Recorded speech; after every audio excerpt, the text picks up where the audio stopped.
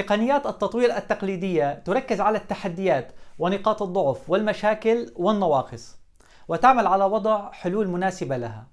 عوضا عن ذلك، تقوم هذه الطريقة بالتركيز على الإيجابيات وتعمل على تنميتها وتطويرها والبناء عليها لتصل بالمؤسسة والأفراد أيضا إلى إنجازات متميزة تتيح لهم التفرد عن المؤسسات الأخرى أو الأفراد الآخرين.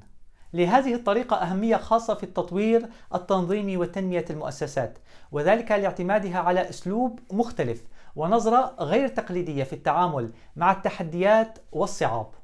هناك استخدامات مختلفة لمنهجية البناء على الإيجابيات، وذلك بهدف دفع مسيرة التطوير في المؤسسة، كالاعتماد عليها مثلا لحل مشكلات العمل أو إدارة التغيير المؤسسي أو تعزيز ثقافة الإبداع والابتكار أو أنشطة التخطيط الاستراتيجي، وحتى عند وضع خطط التطوير الفردية للموظفين.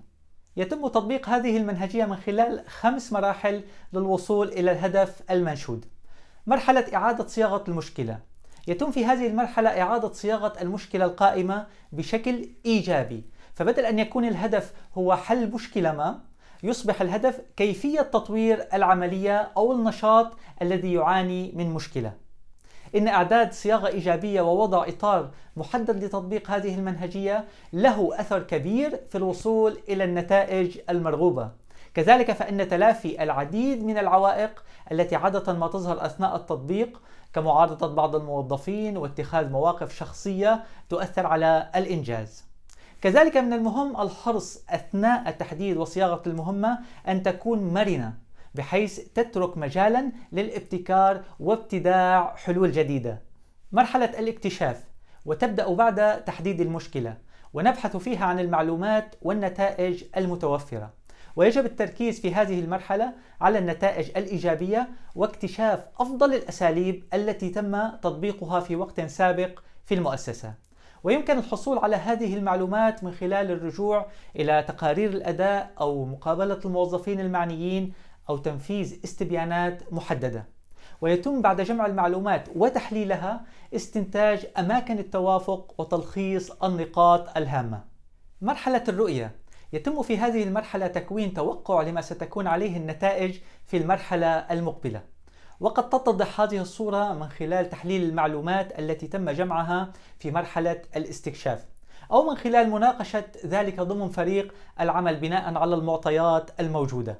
مرحلة التصميم. ينتقل فريق العمل خلال هذه المرحلة إلى البحث في الخطوات العملية التي يجب اتخاذها لتحقيق التصور الإيجابي الذي تم الاتفاق عليه، وهذه الخطوات قد تكون على شكل مشاريع أو عمليات جديدة أو تعديل على أنشطة قائمة.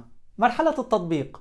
من المفيد عند البدء في تطبيق ما تم تخطيطه واقتراحه التركيز دائما على الرؤية التي تم وضعها، فالتنفيذ يتم من خلال أنشطة متنوعة ومنفصلة عن بعضها البعض، ولكن يجب أن تكون جميعها موجهة نحو تحقيق هدف واحد.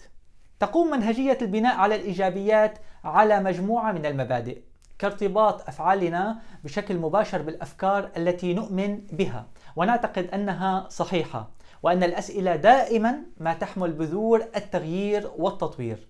وكذلك فإن صورة المؤسسة يتم رسمها من خلال القصص والأحداث التي تروى ما بين الموظفين، وأنه على الأنشطة التي تتبناها المؤسسة أن تكون مستلهمة من التصورات المستقبلية ومن المكان الذي تريد المؤسسة أن تصل إليه، وأيضا أن التغيير نحو الأفضل يتطلب روحا إيجابية.